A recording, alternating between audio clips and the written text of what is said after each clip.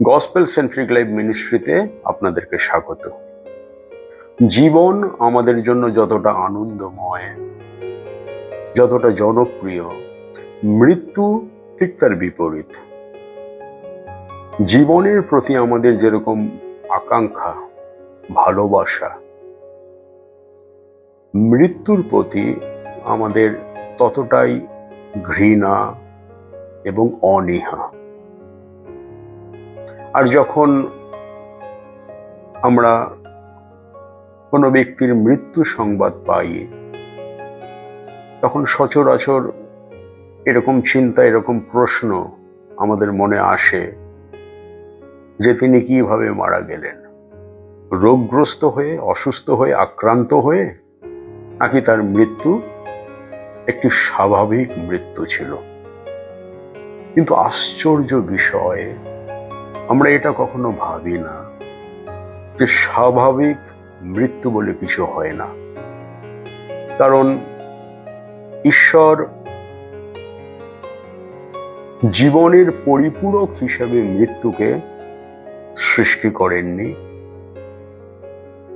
ঈশ্বরের দেওয়া সর্বশ্রেষ্ঠ উপহার হিসাবে আমরা জীবন পেয়েছি, মরণ পাইনি। আর আমাদের জন্য, আমাদের জীবনের জন্য ঈশ্বরের পরিকল্পনায় মৃত্যুর কোনো স্থান, অস্তিত্ব ছিল না। কিন্তু বাইবেল শিক্ষা দেয়, আমরা যদি রোমিও তার 5 অধ্যায় 12 পদ দেখি, সেখানে এরকম লিখিত রয়েছে, অতএব যেমন এক মনুষ্য দ্বারা পাপ ও পাপ দ্বারা মৃত্যু জগতে প্রবেশ করিল, আর এই প্রকারে মৃত্যু সমুদয় মনুষ্যের কাছে উপস্থিত হইল, কেননা সকলেই পাপ করিল। মৃত্যু বা মরণ, যা আমাদের পরম শত্রু, যা এই দেহের এবং জীবনের অবক্ষয় নিয়ে আসে, যা আমাদের জীবনমুখী যে ধারা, যে স্রোত, সেই সমস্ত বিষয় থেকে তিলে তিলে একটু একটু করে অবক্ষয়ে পর্যবসিত হয়, সেই মৃত্যু মানব জীবনে একটি অভিশাপ ও শাস্তি হিসাবে পাপের কারণে প্রবেশ করেছিল। আর আমাদের জীবনের মন্ত্র বা মোটিভেশন এটাই, যেন আমরা সফলতার জন্য, সঠিক লক্ষ্যে চালিত হবার জন্য নিজেদের স্বপ্ন, দর্শন, আশা, আকাঙ্ক্ষা, সেগুলোকে বাস্তবায়িত করার জন্য সবসময় সদর্থক, ইতিবাচক মনোভাব বা সঠিক মাইন্ডসেট নিয়ে জীবনযাপন করতে পারি।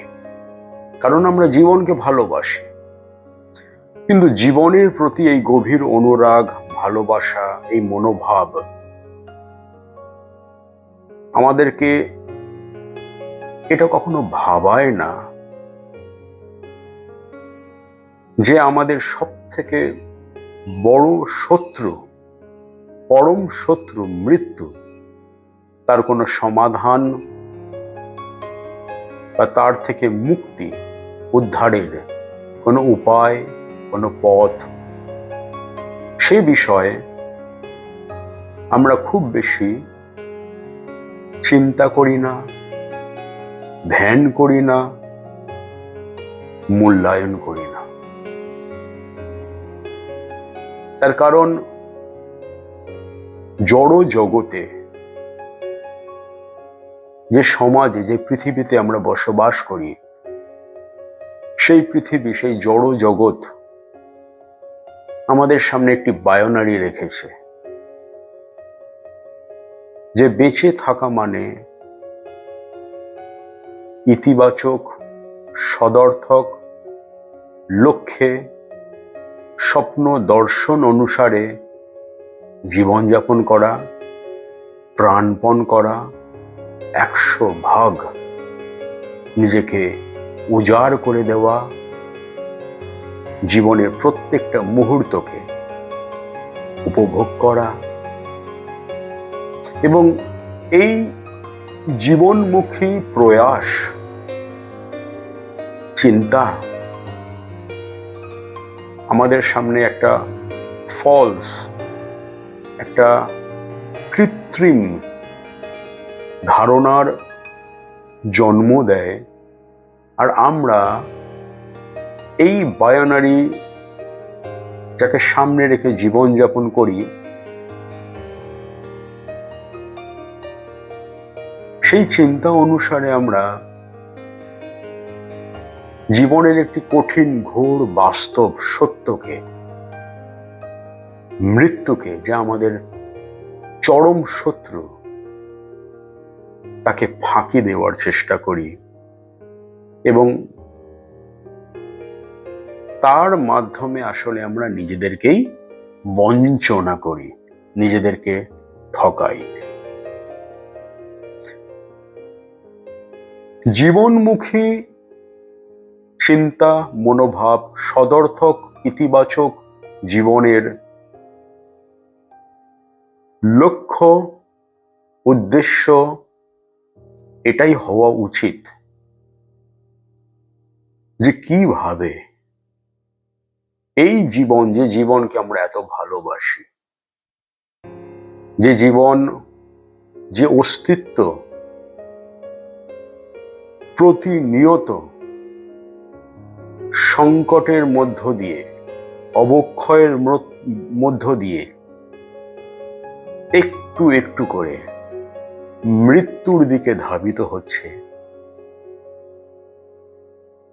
সেই চরম সবথেকে বড় শত্রুকে আমরা কিভাবে মোকাবিলা করতে পারি, কিভাবে জয় করতে পারি, ওভারকাম করতে পারি, এটাই আমাদের জীবনের সবথেকে বড় সদর্থক, ইতিবাচক, জীবনমুখী বিষয় হতে পারে। আর যখন এই ধ্যান, ধারণা, চিন্তা, মনোভাব নিয়ে এরকম একটি ফ্রেম অফ মাইন্ড, এরকম একটি অবস্থানে আপনি নিজেকে খুঁজে পাবেন, মূল্যায়ন করবেন, বিশ্লেষণ করবেন এবং যা কিছু কৃত্রিম, সেই বায়োনারিকে উপেক্ষা করে, ওভারলুক করে, ডিপ ডাউন গভীর বিষয়গুলোকে আপনি অনুসন্ধান করবেন, তখন আপনার জন্য একটি সুখবর আছে, একটি সুসমাচার, গুড নিউজ, যেটি হলো গসপেল।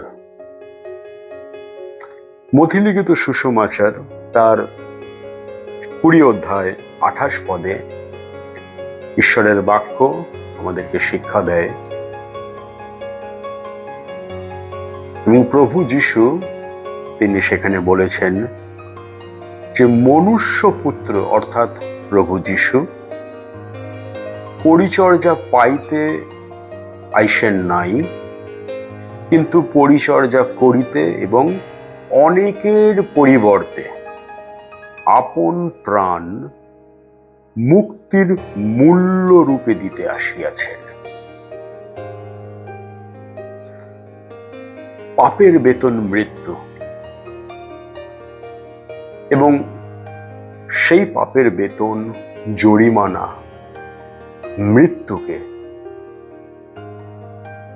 আপনার আমার জন্য প্রভু যিশু, যিনি পাপ জানেন নাই, আপনার আমার জন্য তিনি পাপ স্বরূপ হলেন এবং পাপের বেতন মৃত্যু, সেই জরিমানাকে মাথা পেতে তিনি গ্রহণ করলেন, যেন মৃত্যুর অভিশাপ থেকে, হুল থেকে আপনি আমি উদ্ধার পেতে পারি।